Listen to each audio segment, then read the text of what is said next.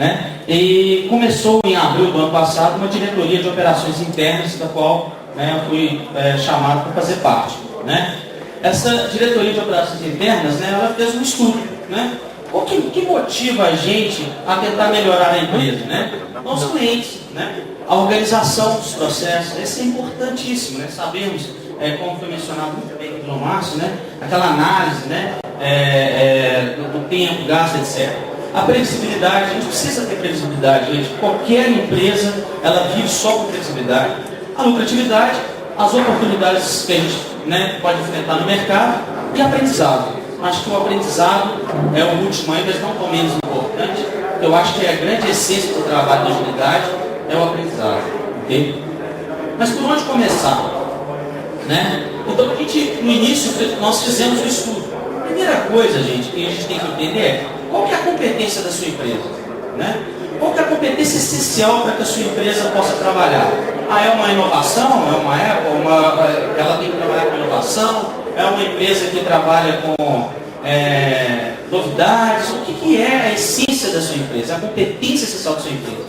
A nossa, que é desenvolvimento de software, um RP para clientes, relacionamento com o cliente de forma transparente, né, de forma objetiva e desenvolver soluções aplicáveis para ele. Depois que a gente entendeu o que a gente tinha que fazer, então o cliente para nós é importante, acho que para toda empresa, mas para nós, mantemos o cliente que já tem o nosso sistema, e gente, ninguém muda de RP da noite para o dia. Né? Então, para nós, a gente tem que manter o cliente fiel ao nosso trabalho. Né? Então, nós estudamos uma visão estratégica. Como que nós vamos abordar isso? Nós vamos trabalhar em quais setores?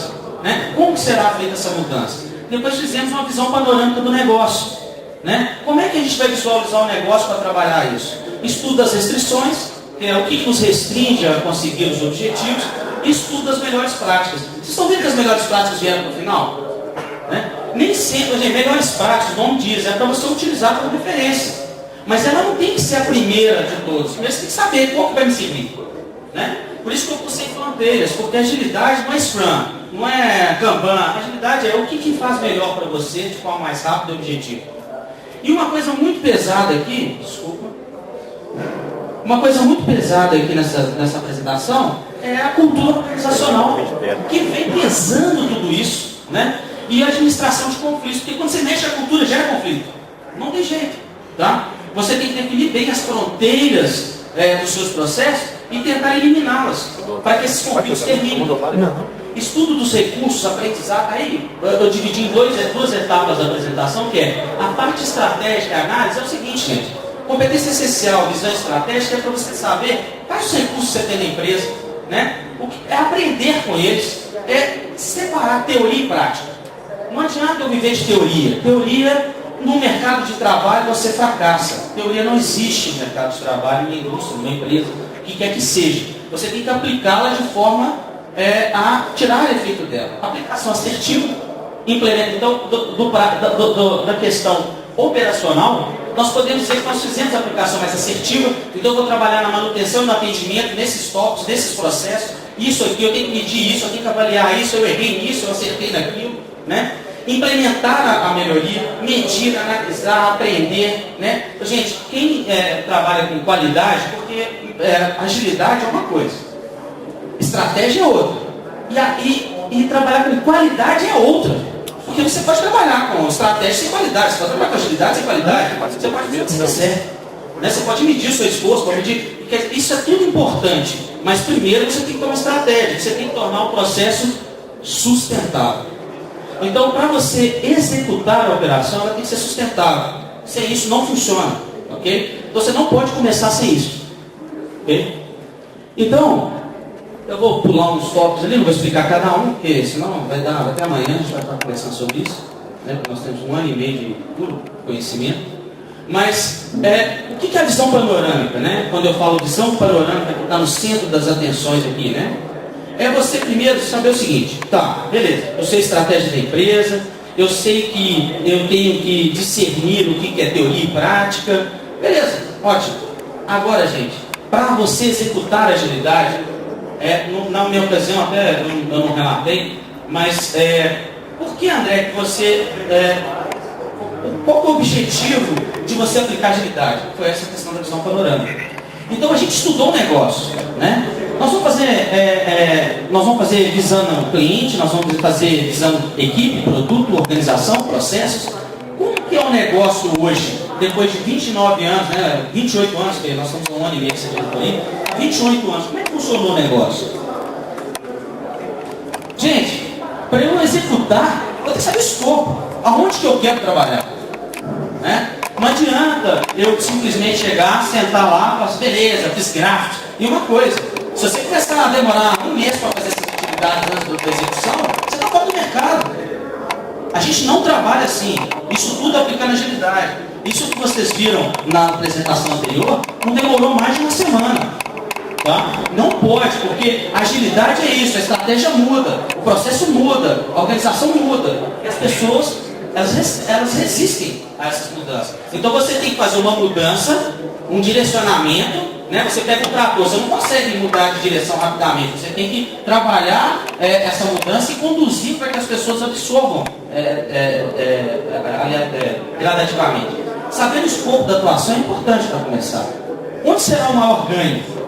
Gente, isso é importantíssimo. Isso para nós foi a divisão, foi a maior fronteira. Que vai ser um novo projeto que nós vamos aplicar as melhorias? Será projeto em andamento? Vai ser por setor? Vai ser por cliente? Vai ser por versão que não está aí? Nós temos várias versões. Por onde começar? Né? Onde será o maior ganho? Por incrível que pareça, gente, nós estamos aplicando agilidade em pleno voo. Nenhum projeto novo, não é nenhuma atividade nova, não é nenhum cliente novo, não é nenhum produto novo, não é nenhuma versão nova. Pegamos 28 anos de produto e vamos encarar de frente, vamos aplicar agilidade, vamos organizar a empresa e vamos seguir em frente. Mudanças culturais. Gente, tem que ser, né? O que eu mais aprendi na mudança cultural é que eu cheguei que nem, né, com as gerentes, né, até dar um alô para a equipe que está comigo também, que tivesse um cantinho ali, né? Mas dá um alô, né, esse pessoal forte aí. A gente sentou e falou assim, como é que nós vamos fazer essa mudança? As gerentes, né, comigo, com os outros diretores. Gente, respeite a evolução natural. Isso é um aprendizado que você só vai saber quando o problema acontecer. Tá? Então não adianta você chegar com 500 ferramentas, 200 processos diferentes. Gente, agora vocês vão entrar plantando bananeira, vocês não vão caminhar mais. Agora são tudo agilidade. Agora é tudo equipe, uma prática polêmica do Ioris, né? Todas equipes auto-organizadas, né? Etc. E mantenha a transparência. Né? Sem transparência a gente não consegue evoluir, não consegue trazer as pessoas conosco, né? Eu vou fazer a minha... Porque, gente, pegar 28 anos de produto, tá? Como é que você sabe a velocidade da equipe? Como é que você vai saber os pontos de funções que eles vão conseguir fazer numa sprint? Como é que você vai saber o esforço? Não tem jeito. Então, eu vou gerar ponto de função, a média de 1,6 fichas dia, né? Nós vamos deixar 35% de margem para o que a gente não planejar, que a gente fez a manutenção corretiva, a gente aplicou agilidade, manutenção corretiva, não só projetos novos, customizações, vamos deixar 35%, mas vamos explicar para a equipe por que nós estamos fazendo isso. Não adianta você chegar para a equipe, gente, vai ser assim, é assim que eu quero e acabou. Não, você tem que envolver, a equipe tem que ser multidisciplinar. Mas qual que é a importância da visão em processo quando a gente está falando de fronteira, né? Na realidade, a nossa diretoria, né, ela trabalha com atendimento técnico ao cliente, manutenção corretiva e customizações. Todo mundo sabe que é assim, né? Eu tenho fornecedores, tenho cliente interno, cliente externo, não é? Todo mundo está ciente que é assim que funciona uma empresa, né? Eu tenho que desenvolver um software. Quem que é meu PO? Rapaz, 200 POs. Que aí é uma maravilha. Todo mundo quer mandar, todo mundo quer fazer, todo mundo quer executar. Mas quem que vai segurar no chifre do touro lá e falar, vai ser assim? Né? É difícil você definir isso num processo de 28 anos e você não tem um projeto novo. Você tem os POs de 28 anos. Né? Mas junto com esse processo, com o aprendizado, a gente viu que tinha coisa complicada para trabalhar. A gente viu também muito soco na cara.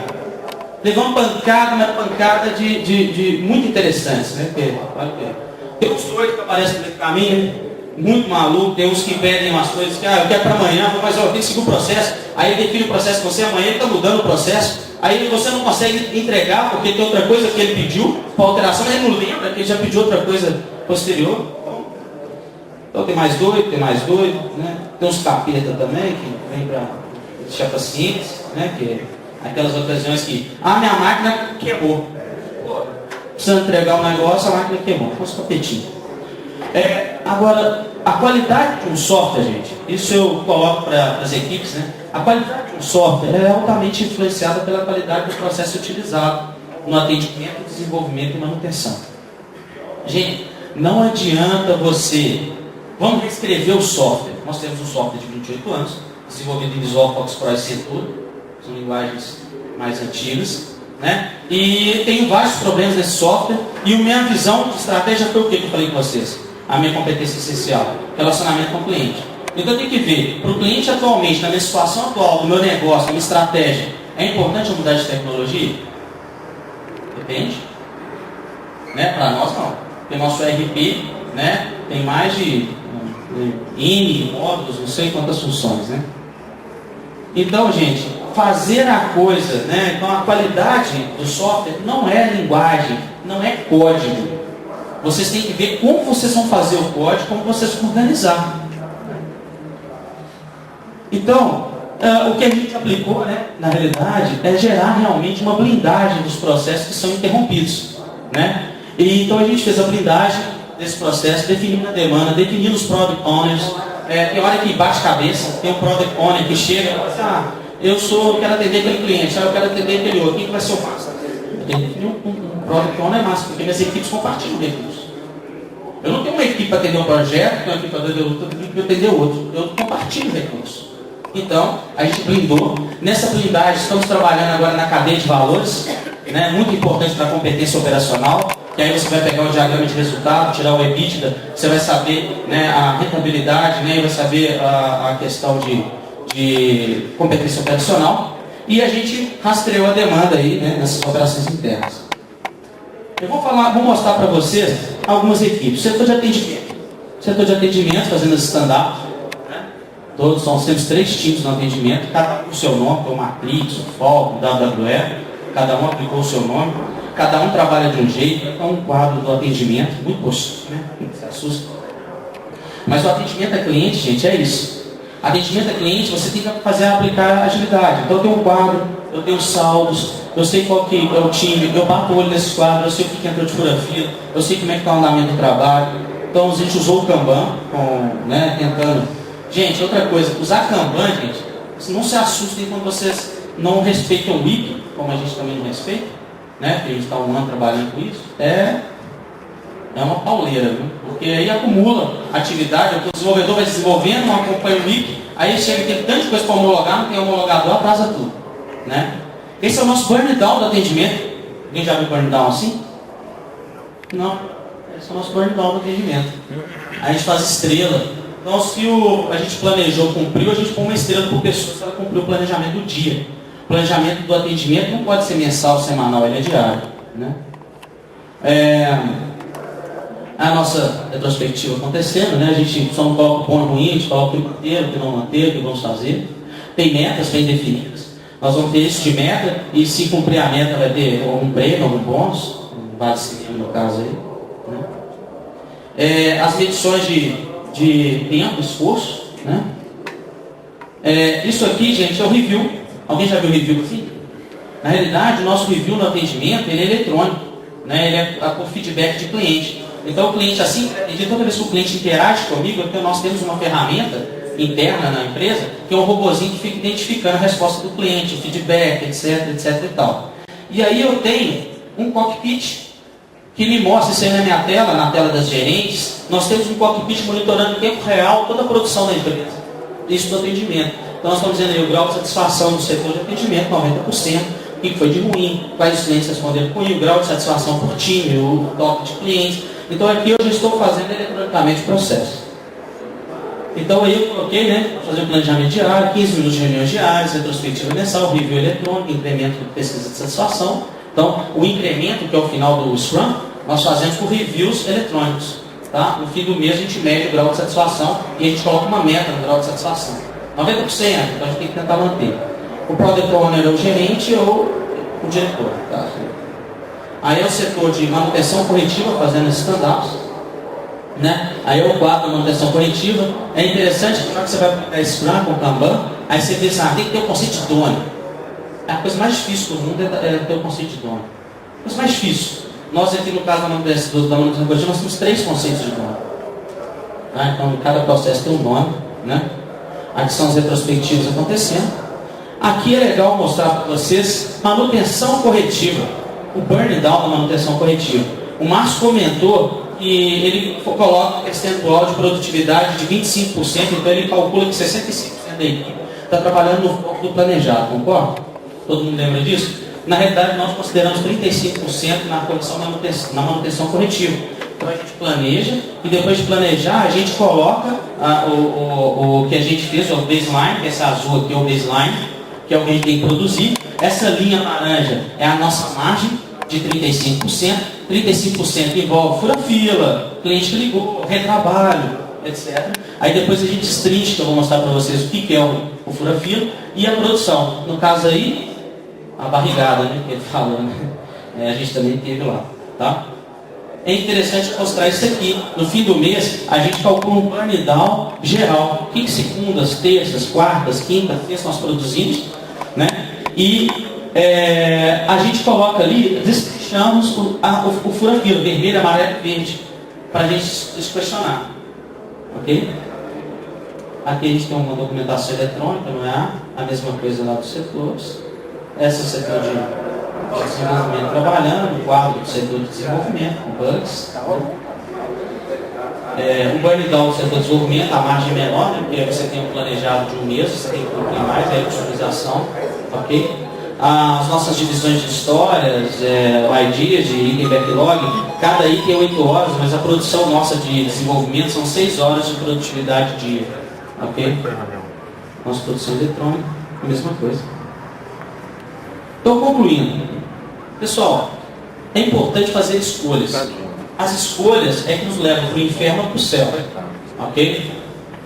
Agora, uma coisa que você pode ter certeza, qualquer escolha que você fizer, você vai aprender.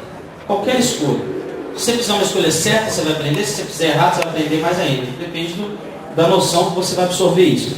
Mas notem que todo aprendizado é oportunidade. Né? A gente erra muitas vezes, a gente senta com o gerente, a gente desabafa um com o outro, temos problemas, e aí a gente observa que nessa conversa surgem oportunidades.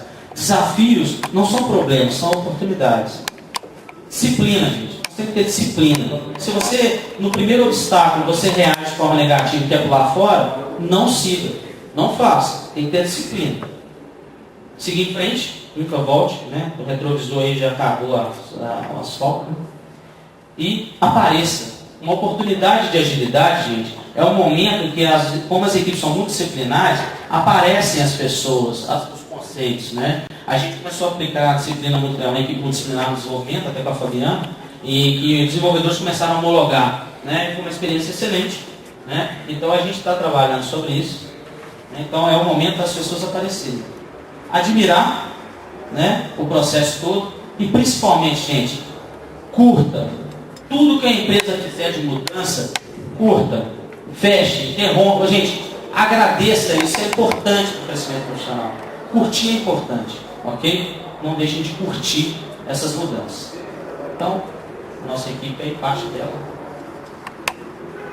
É isso aí. Obrigado.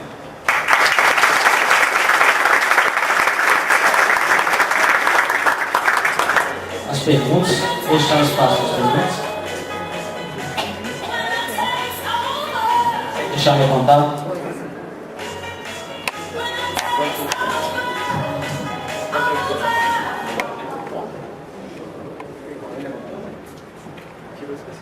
Sem difícil. Nossa, pergunta também. Foi bom, né?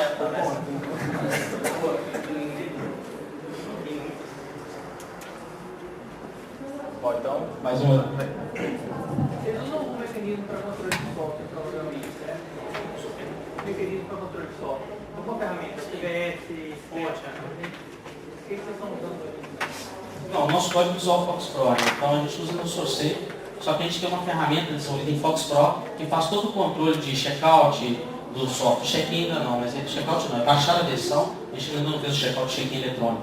Mas a gente tem um Source, que é um objeto, que aí nós temos cliente e a versão que ele usa. E essa versão que ele usa, quais são os códigos fontes? Tá? E aí, na hora que a gente clica nesse botão, ele baixa o módulo, os códigos, os fontes. E aí, quando você termina o trabalho, o desenvolvedor ele registra numa ferramenta quais os programas que ele alterou fonte, quais são os scripts que teve que registrar. E todas essas informações vão para um repositório de dados para ele discutir depois esforço, velocidade. Velocidade a gente não calcula ainda, mas tem 1 ano e 4 meses. Acho que o grande passo agora é a agilidade. Como eu mostrei no burn down ali, nós temos a margem, que o Márcio comentou na palestra dele, colocamos 35%, não 25% de manutenção, e eu não sei, eu não lembro qual é o percentual do desenvolvimento.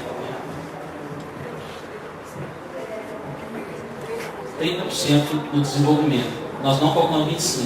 O processo dele está melhor do que o nosso ali. Ou não. Eu queria saber se vocês devem ter alguma documentação de desenvolvimento para novas aplicações. Como é que é essa documentação? É requisito? É história? Como é que funciona? Sim, boa pergunta. Na realidade, a gente tem 28 anos de trabalho e a gente está há alguns anos usando uma especificação funcional. É um documento do Word simples, onde eu falo as regras. Regra 1, regra 2, regra 3, os tópicos, e eu considero isso PA, pedido de alteração. Tanto que no recurso que eu mostrei do desenvolvimento, não vai dar para mostrar aqui, eu tenho o PA e as regras. Aí a gente quebra, então para nós o tema é o PA e as regras são os itens backlogs. E o cara tem 8 horas para cumprir. Agora o que a gente está aplicando não é agora, que a gente está lendo o código-fonte todo, que é de 28 anos, que a gente não tem todo documentado, estamos gerando no banco de dados do Enterprise Architecture, não sei se todo mundo conhece, é uma ferramenta de arquitetura, a gente está jogando no banco de dados todo o relacionamento, para a gente começar a usar a arquitetura e análise de software mais aprofundada com caso de uso, análise de requisito. Aí, então hoje é só uma especificação funcional. Aquela ferramenta que eu mostrei saiu essa semana retrasada, a gente já está começando a usar essa eletrônica de ler o código, ver parâmetros, fazer um controle eletrônico.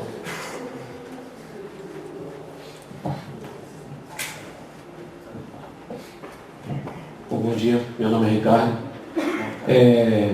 Eu queria saber de você falou que houve uma mudança de cultura da empresa de 1 ano e meio para cá, que vocês adotaram essa questão da metodologia ágil. Sim. Eu tenho uma grande dificuldade interna dentro da minha empresa de justamente passar dessa cultura ser totalmente absorvida pelo meu time. Como que vocês fizeram para que essa cultura fosse 100% absorvida? Ou ela hoje ainda não é 100% absorvida? Não é 100% absorvida. Tá? Por isso que o conceito da palestra é sem fronteiras, porque ainda existem as fronteiras e você tem que sobressair. A gente tinha fronteiras entre atendimento e manutenção, essas fronteiras caíram, como ainda tem as fronteiras ainda como nos outros setores, mas ainda a primeira coisa que você tem que trabalhar é a cultura do setor que você tem que trabalhar. O problema é quando você afeta outros setores, que aí você tem aquelas fronteiras, que aí a mudança cultural é pior ainda. Então a primeira coisa é ser transparente, mostrar para as pessoas onde você quer chegar, qual é o objetivo do seu negócio. Você precisa explicar da forma que eu expliquei, porque muitas vezes quem está desenvolvendo, eles talvez por falta de conhecimento, eles não vão talvez alcançar uma visão estratégica organizacional. Mas você tem que mostrar para eles, vamos medir assim, vamos fazer o burn down, porque isso é importante para a gente vai acabar com esse mundo nosso de desorganizado, problemático. E as pessoas que estão conosco, existem as que não seguem 100%, mas essas aí naturalmente vão sair da empresa, não tem jeito, mudança cultural é isso, mas o importante é que a grande parte da nossa equipe está seguindo, está se orientando, a gente faz brincadeiras para tornar o ambiente mais agradável, né? A gente faz lanche corporativo, a gente faz prêmios, sorteio cinema, para tentar tornar um negócio mais agradável e não tão, você tem que cumprir isso, burn down, muitas vezes o sprint não cumpre, aí você tem que analisar, nem sempre é o problema da equipe, mas a equipe se esforçou, então você tem que ver, então a equipe se esforçou, o que aconteceu? Que foi o que o Márcio comentou na palestra dele, que a gente tem essas informações, a gente está colhendo dados. Gente, uma coisa importante na mudança cultural, uma mudança de agilidade, se você não tem nada, ótimo, crie. Só que para você criar, você tem que dar tempo ao tempo. Você não pode pegar uma análise de uma semana e falar assim, então tem que mudar isso aqui porque o povo não está seguindo. Não é isso. Você tem que mudar e ir acompanhando. Como é que está a receptividade? As pessoas estão gostando, elas estão vendo, estão se sentindo melhor. Valorize o profissional, isso aqui é importante. Mas você tem que estar sempre...